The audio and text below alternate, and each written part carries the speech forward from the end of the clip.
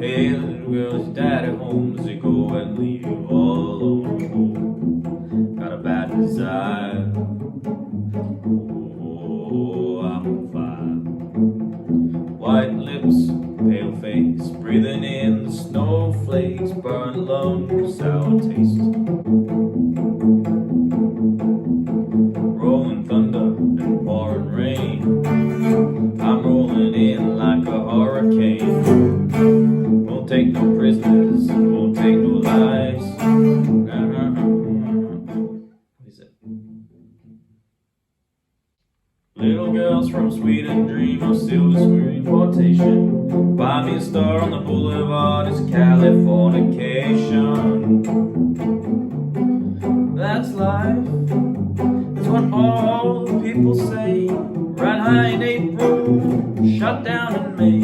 I know I'm gonna change that tune when I'm back on top in June. Well, that was a heap of fun. I apologise, I didn't really know many of those songs other than the Sinatra one I knew really well, and the Springsteen one I absolutely love. By the way, those little tidbits, I'm actually going to tab them. They're going to be on my Patreon, so you can check that out. Today I decided to make a really interesting video, something I thought about this a long time ago, and I just thought today, hey, I've got a few minutes between teaching at the school and teaching at the studio. That's why I haven't got out of my uniform, so to speak. Anyway, getting into it, what I'm actually going to be doing today is showing you how you can take any song and essentially make it sound a bit like a Johnny Cash song. I was pretty loose with what I was doing when I was playing through those tunes, but I'm going to give you a fairly strict instruction that will work, I believe. So just before I get started, I'm using a Memphis Sun Keeley pedal, and this is by no way a paid promotion. I wish. If someone wants to pay me to promote something, you can let me know. But yeah, this is just something I picked up a little while ago.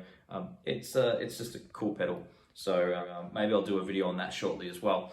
Now, what essentially is going on here is we're taking that Luther Perkins style and applying it to any song. Now, all you really need to do is get any book or any tabs off the internet or anything that has the basic names of the chords, and you can work with those chords and have a really good time turning some songs that are already great songs into different great songs for a different reason, because they sound Johnny Cash-ish.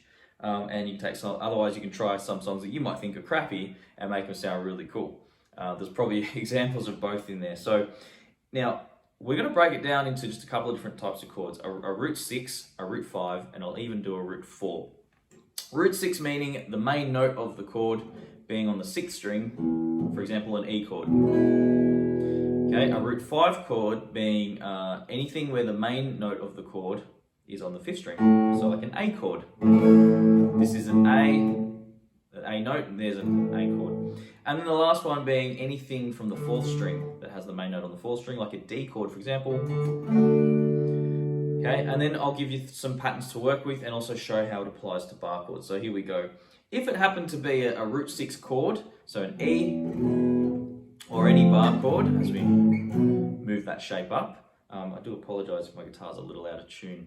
They're brand spanking new strings. But anyway, we'll persist. So if it happens to be an E, what you're going to do is you're going to pick the 6th string, just like that. Then you're going to strum down from the 4th string. Then you're going to pick the 5th string. And then you're going to strum down from the 4th string again. I just realised my hat's really big. I look a bit like Mario from the Mario Brothers. I'm okay with that. So that's the chord, that's the pattern that I'm using for anything where the root note's on the 6th string. Okay, so 6th string, strum down from the 4th string, pick the 5th string, strum down from the 4th string. Okay, now that will apply to bar chords, root 6 bar chords. So that would be, for example, like a G major. If you play a G minor, also works fine. Now, if we happen to go to a chord that has the root note on the 5th string, okay, it's a different pattern. What we're going to be doing is we're going to be playing the 5th string, then we're going to strum down from the 4th string, then we're going to hit the 6th string, then we're going to strum down from the 4th string. 1, 2, 3, 4, okay? We always always start with the root note. That's kind of the main thing, as long as you're starting with that root note.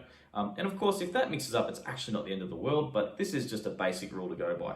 Now, when we play from the root 6, it's generally pretty easy because everything is encompassed within that shape, be it here or here, it doesn't really matter. Even a G chord, for example, that works fine. But when we play from a root 5, the issue here is we have to move the bass note across, okay? So if we're doing A, we're okay. If we do a root 5 bar chord, let's say for example a C major, okay, 3rd, 5th, 5th, and 5th, okay, you could, and perhaps nothing on the 1st string, you might just block that and squeeze your 3rd finger across the 4th, 3rd, and 2nd string with the 1st finger on the root note on the 5th string there. Yeah, you might need to go over that again if you're a bit of a novice, but that's okay. That's why YouTube's great. You can do that. So we strum that chord. Now, when I pick the 5th string and then strum down, wrong. Okay, so we need to get the 1st finger and we need to bring it across. 1, 2, 3, 4, 1, 2, 3, 4. Okay, and that's that sound. If we play an open C, we need to do the same thing. 1, 2, 3rd finger across. So in all of these examples, you're always strumming from that 4th string down as far as you like. I mean, it doesn't matter if you don't go all the way to the 1st string. You can even just, you can actually just hit that string on its own, and it's actually a very, very much that Luther Perkins sound. I don't think he was necessarily always even hitting more than 1 string. Here I'll go from 1 string to 2 to 3, watch this. Great sound. Just as good, 3 strings. So what I did, I just expanded the strum as I went along. Okay, so that's with the root 5 chord. Now you're probably thinking, what about the technique of the muting? I'll get to that when I finish the root 4 chord. So if we play a D chord, we now have a root note on the 4th string. So we hit the 4th string first, we strum the 3rd and 2nd, and the 1st if you like, or you might even just hit the 3rd.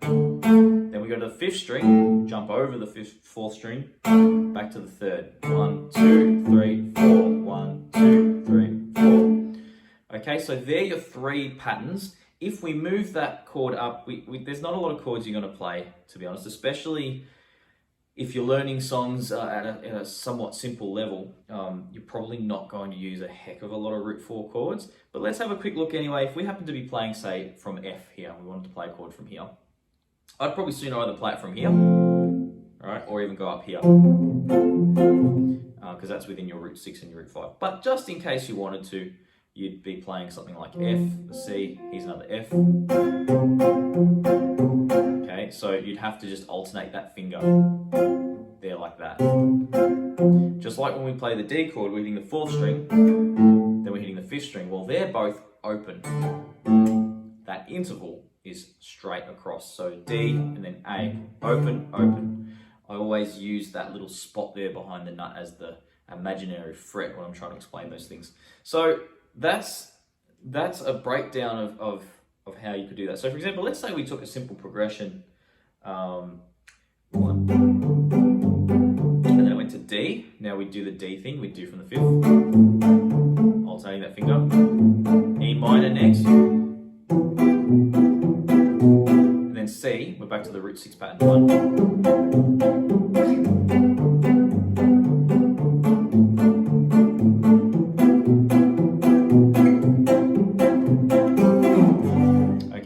So that's a great example. There's another song that I was going to do. I think I was even going to do a Justin Bieber song, but then I figured all my Patreons would probably actually sign out and delete their accounts or whatever. So I thought, no, I won't do that. But it doesn't matter. It's any pop song. The idea is that you take a song that might be a bit cheesy and you actually make it cool or cheesier, depending on your perspective there. But hey, it's a fun exercise. And you know what? Maybe you just wanted to learn how to play Johnny Cash stuff, and that will actually cover a lot of that ground. The last thing, I almost forgot, that little bit of muting, okay? So that what I'm doing here, when you strum, so say we go from the root 6 one, the E, I just drop that palm, drop the palm, strum, drop the palm. Truth be told, I'm probably palm muting a lot of the time I'm playing this stuff anyway. Okay, so the notes don't really ring out, but if you want to attack a little more at certain points, you can lift. Okay, and if you're having trouble palm muting, just karate chop the bridge, roll over. Okay, if it's not working, slide that way. If it's working too good, slide that way. You'll find the sweet spot. That's the tried and true method that will work. And then the other thing is you can also relax your left hand in between the bass notes. So 1. Okay. So yeah, I think that pretty much covers everything. I've probably forgotten something. No. Yes. You can double pick that 4th string, by the way, or not necessarily the 4th string, but that point where you strum. If you don't want to strum and you want to stick with a single string, you can do this. You can do that little double strike, okay? So just to go through that real quick, in a root 6, 1, we double pick the one that we would have strummed. 1, 2, and 3, 4. Make sure you do down up. It will be too sluggish if you do 2 downs. Okay? Pretty sure that covers everything. I'm resisting ruining some more pop songs for you or making them brilliant. Again, depends on your disposition. Thanks again for watching. Johnny Cash rocks. I love Johnny Cash. You love Johnny Cash. That's probably why you're here. I'll see you next time.